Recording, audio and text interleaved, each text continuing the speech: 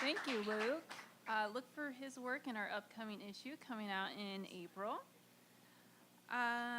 So we'll have some more music after our next reader. But first, while we're talking about residence, why don't we talk about our writer in residence for this year? Before we started taking resident applications, I had come across this person's work here and there, and I'm sure so have some of you. Some of the publications she's been in include the Spokesman Review, The Atlantic, Playboy, and Al Jazeera America. Are you figuring it out? How many people do you know have credits like that?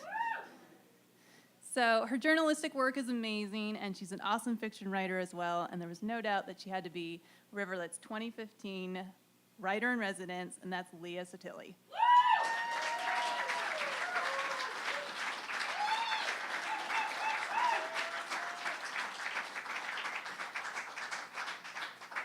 Hello. Thank you. So recently I was at 3 Minute Mike, which is also happening tonight. I don't know if you guys have been to that. But someone was reading letters, and it made me remember how much I loved writing letters when I was a kid. I used to write letters to my favorite authors and see if they would send me free things in the mail and that kind of thing.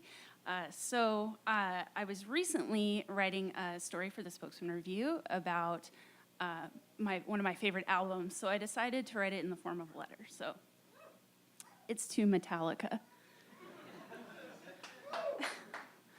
To the members of 1984 Metallica, James, Kirk, Lars, and Cliff, who I realize is not alive.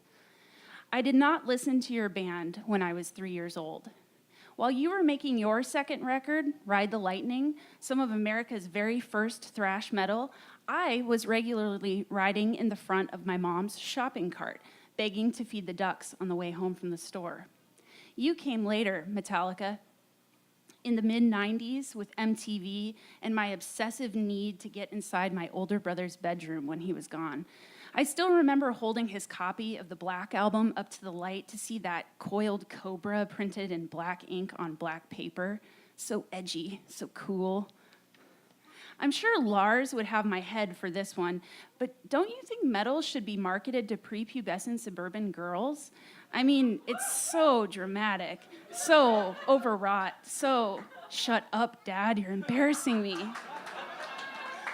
I was a skinny dork in oversized glasses and extra large braces, and the recklessness of your music made me smile. It was raw and senselessly angry, not completely unlike being a teenage girl. Does that make you mad to hear that? I hope not. Anyway, I was in my 20s when Ride the Lightning, For Whom the Bell Tolls, Fade to Black, Escape took on new life for me. I started to understand your anger about love and life and all the things we do that make us so miserable. I wish I could explain to people the power and pain that comes with being an angry person. I think you probably know what I mean. There was a day, though, May 26, 2010, to be exact, when your music changed again. I got this email titled Stuff and Things from one of my best friends. It contained this line: I have a brain tumor. The motherfucker is big, too. When they pulled that thing out of his head, he slipped into a coma. He woke up to his hardest battle, his new body a live wire twitching in a rainstorm. If he was happy or mad or excited or upset, his skin would prickle like 1,000 bees were stinging him. Doctors had never heard of such a thing. He'd listen to your song Fade to Black on his back porch, staring into the trees and sobbing about what had become of him. Slowly, he returned to normal. You should see the scar on his head. He keeps his head shaved now, just so everyone can see what he's been through. It seems like you're there, old Metallica, when things fall apart. Last summer, at a time when it seemed almost everything in my own life had collapsed, there you were again. It's a summer night in Butte, Montana, heat still rising from the pavement, and a friend and I are walking past a bar filled with Hell's Angels. She's the only other girl I know who also has a long, storied love affair with heavy music. She pulls on my arm. They're playing old school Metallica in there.